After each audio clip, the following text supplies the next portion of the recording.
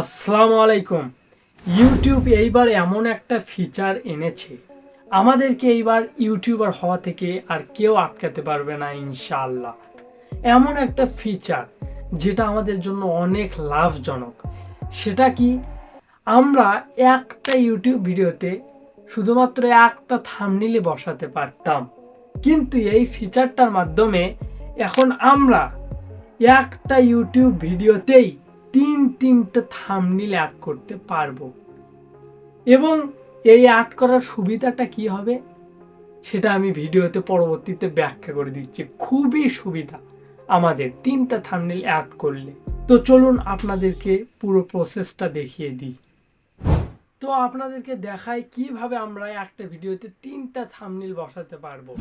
তো আমাদেরকে প্রথমে যেতে হবে ক্রোম ব্রাউজারে, এখানে সার্চ বারে লিখতে হবে studio.youtube.com, এখানে কন্টিনিউ টু স্টুডিও। তো এখন আমাদেরকে এই কন্টেন্টস আইকনে ক্লিক করতে হবে।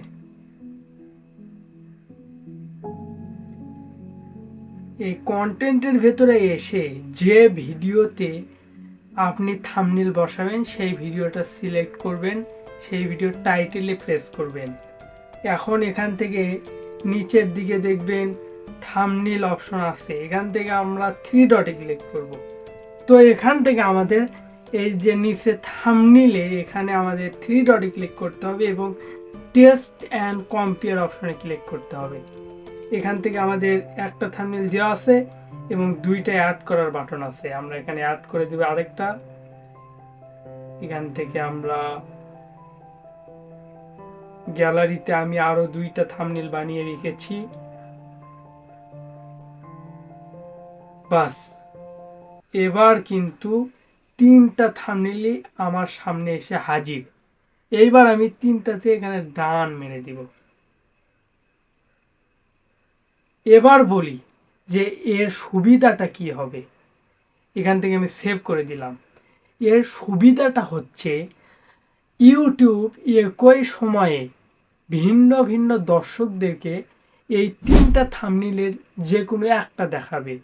ধরুন আমাকে দেখালো এই একটা থাম্বনেইল, আরেকজনকে দেখালো অন্য থাম্বনেইলটা, আরেকজনকে দেখালো 3 নম্বর থাম্বনেইলটা। এখন এই তিনটা থাম্বনেইলে ইউটিউব দেখবে যে কোন থাম্বনেইলে ভালো ক্লিক পড়ছে এবং ভালো ওয়াচ টাইম আছে, সেই থাম্বনেইলটাই ইউটিউব অটোমেটিক্যালি পরে সিলেক্ট করে দেবে এই ভিডিওর জন্য।